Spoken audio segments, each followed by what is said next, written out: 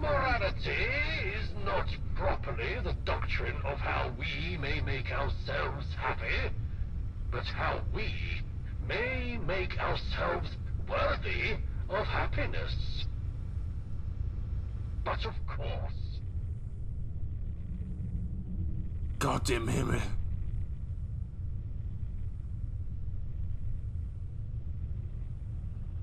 Beauty is when we say that something is beautiful, we are not making a claim about its objective properties. Rather, we are expressing our own personal response to that object. At the same time, however, beauty is not a matter of arbitrary or subjective taste. It is a form of judgment that is based on certain universal principles of aesthetic experience.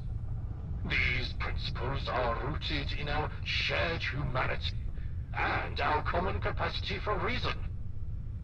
One of the key principles of beauty is the concept of purposiveness without purpose.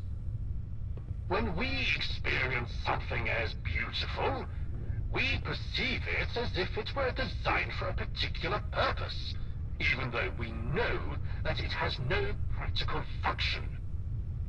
This creates a feeling of harmony and satisfaction in us, as if we have discovered a hidden order or purpose in the world. Another key principle of beauty is the concept of disinterested pleasure. When we experience something as beautiful, we are not seeking any personal gain or benefit from that object.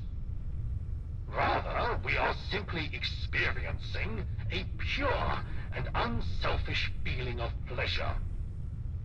This means that beauty is not a matter of personal preference or opinion. Rather, it is a form of judgment that is rooted in our shared human experience and our common capacity for reason. It is a way of experiencing the world that transcends our individual desires and interests and connects us to something larger and more universal. Do you understand, or would you like me to explain more?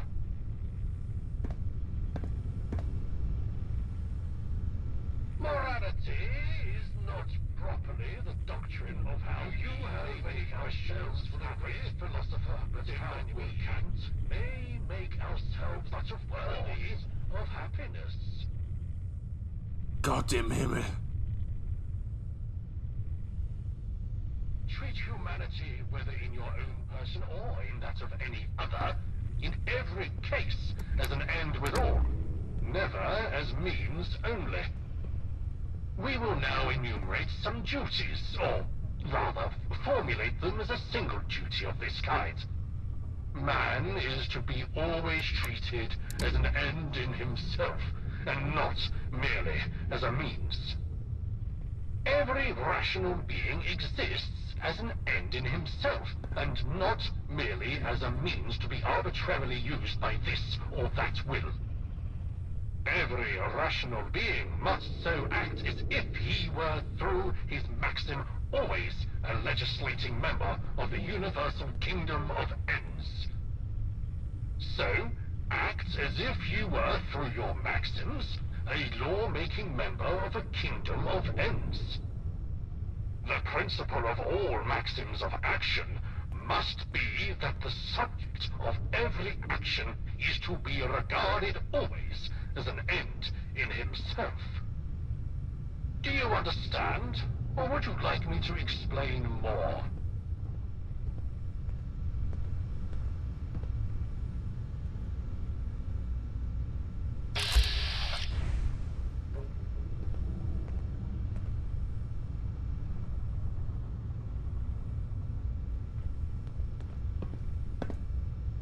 The categorical imperative is the central principle of my ethical philosophy. It states that we should always act in such a way that we treat humanity, whether in our own person or in the person of another, always as an end and never merely as a means. To understand this principle, we must first understand the nature of rational beings. We have the ability to make free and autonomous choices, and are capable of acting on our own moral principles. Because of this, we possess inherent worth and dignity, and must be treated as ends in ourselves.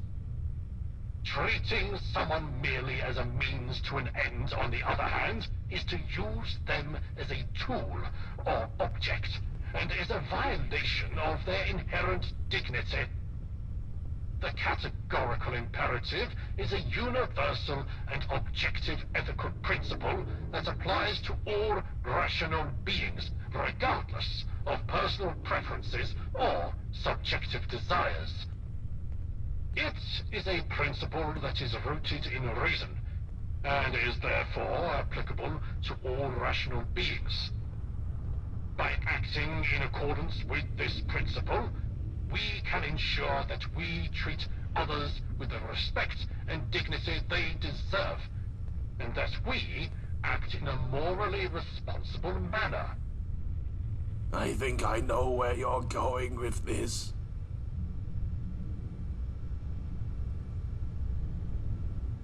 Well, I am a thermonuclear device. My duty is self-evident, is it not?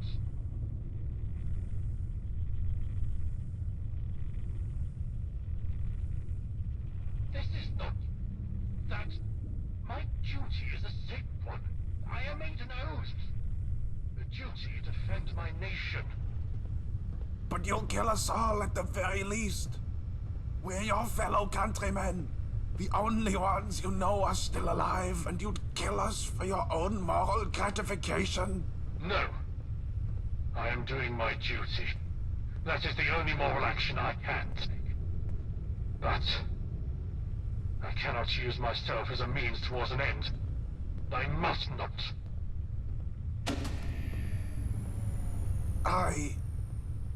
You did it?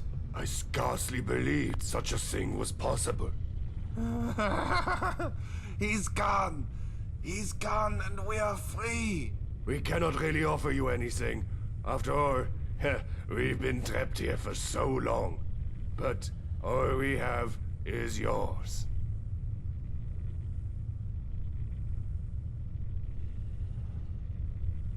I honestly have no idea.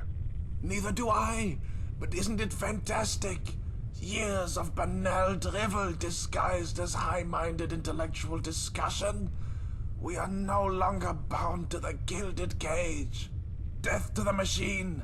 Now we can finally live a life with risk, love, death, betrayal, victory. The possibilities are endless.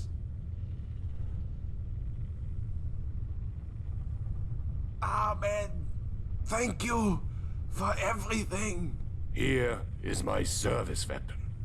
It's an antique at this stage, but maybe it'll help. I'm afraid that we cannot offer you more.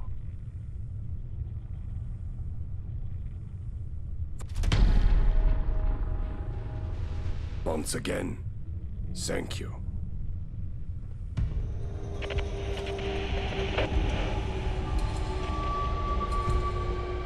Is something up?